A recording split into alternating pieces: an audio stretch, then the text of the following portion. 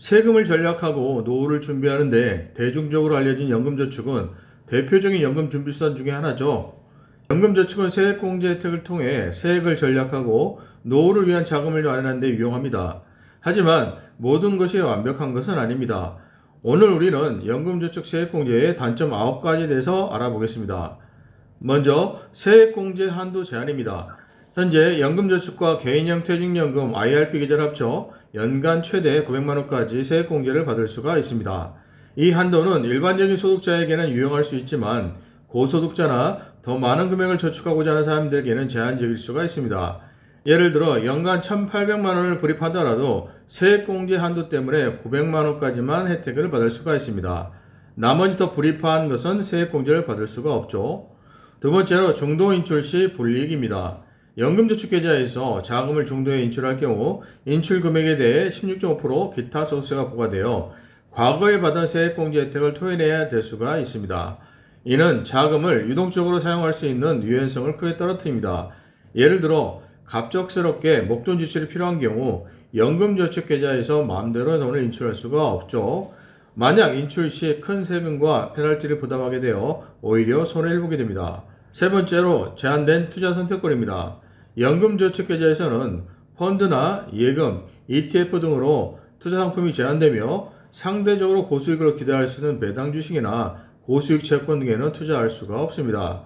만약 다양한 투자 상품을 통해 수익을 극대화하고 싶더라도 연금저축계좌에서는 투자 상품이 제한된다는 것입니다. 네 번째로 인출 시 과세입니다. 연금저축계좌에서 연금을 수령할 때는 인출금액에 대해 소득세가 부과됩니다. 이는 연금 수령 시 연금소득세를 부담해야 하므로 노후생활비로 사용할 금액이 줄어든다는 것입니다. 이와 달리 비과세 상품은 수령하는 금액 전부를 배달 수가 있어 연금액이 줄어들지 않습니다. 비과세 상품 대비 큰 단점이라고 할 수가 있습니다. 다섯 번째로 납입과 거치기간의 장기성입니다. 연금저축은 장기적인 예치를 요구하며 일반적으로 최소 5년 이상 납입해야 합니다. 장기적인 재정계획을 유지하기 어려운 상황에서는 부담이 될 수가 있습니다. 예를 들어 10년 동안 연금저축을 납입했지만 중간에 실직하게 되어 인출을 해야 된다고 하겠습니다. 이때는 세액공제 혜택이 취소되고 원금과 이자에 대해 16.5%의 기타 소득세를 토해내야 합니다. 살다 보면 인생사 내 계획대로만 흘러가진 않습니다. 여섯 번째로 유동성 제약입니다.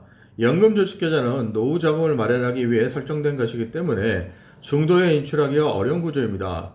긴급하게 자금이 필요할 때 또는 다른 운용 방식을 채택하고 싶어도 연금저축계좌에서 인출 시 페널티와 세금 부담이 발생합니다. 일곱 번째는 수수료입니다. 연금저축계좌에서는 대체적으로 펀드나 ETF를 이용하게 됩니다. 이 펀드나 ETF는 각종 수수료가 부과되어 있습니다.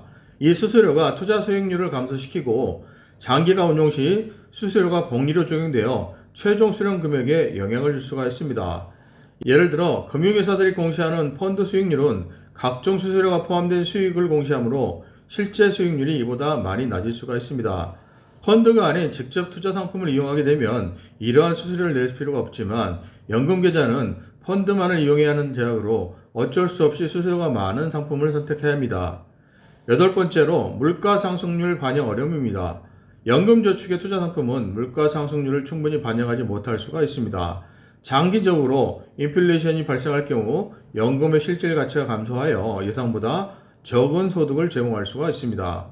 다른 각도로 말씀드리면 연금 수령 시 현금 흐름 발생에 큰 직접 투자 상품을 선택하기가 어렵다는 말이기도 합니다. 마지막으로 법적 제도적 변경 가능성입니다. 연금저축제도는 법적 정책적 변화에 따라 변경될 수가 있습니다. 정부 정책이나 세법의 변경으로 인해 현재의 세액공제 혜택이나 연금 지급 방식이 변경될 위험이 있습니다. 이는 장기적인 재정계획에 불확실성을 추가하게 됩니다. 예를 들어 인출한도 제한이라든지 건강보험료 부과라든지 이러한 정책 변경이 올 수도 있다는 것입니다. 이러한 단점들을 고려해서 연금계좌를 활용하기 전에 충분한 이해와 계획이 필요합니다. 가능하면 전문가와 상담을 통해 자신의 재정 상황과 목표에 맞는 최적의 연금 전략을 세우는 것이 중요합니다. 그럼 어떤 사람이 연금계좌, 연금저축과 IRP가 적합할까요? 연금저축이 적합한 사람은 다음과 같은 세 가지 유형입니다.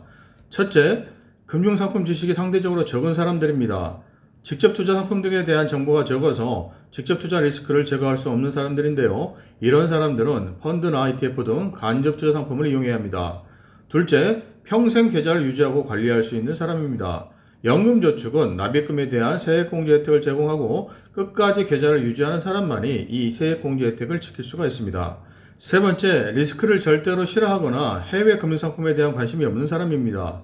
연금저축은 해외 직접 투자에 대한 관심이 없는 사람들에게는 적합합니다. 하지만 최근에는 다양한 액티브 ETF가 출시되고 있어 ETF의 리스크가 다양해지고 커지고 있어 주의할 필요가 있습니다.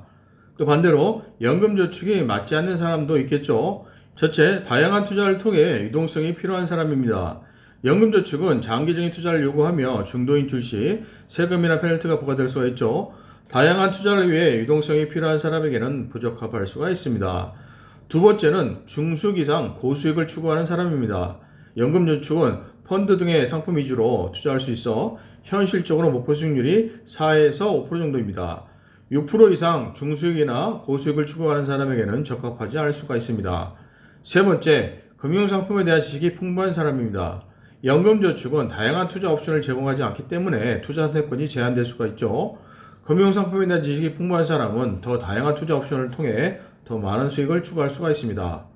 네 번째, 다른 재정 우선순위가 있는 사람입니다. 연금저축은 장기적인 투자를 요구하므로 다른 재정 우선순위가 있는 사람에게는 적합하지 않을 수가 있습니다. 예를 들어 사회초년생이나 높은 이자율을 부담하는 부채 상환이 필요한 사람, 연금보다 긴급한 자금이 필요한 사람 등입니다. 다섯 번째, 퇴직 시기나 은퇴 시기가 다가온 사람입니다. 이때는 연금저축 계좌를 이용해서 펀드를 이용하는 것은 좋은 선택이 아닐 수가 있습니다. 이때는 현금 흐름이 좀 더 많이 발생할 수 있는 비과세 금융상품 등을 이용하는 것이 좋습니다. 세액공제의 단점 9가지를 간략히 요약해보고 마치겠습니다. 첫 번째, 세액공제 한도 제한.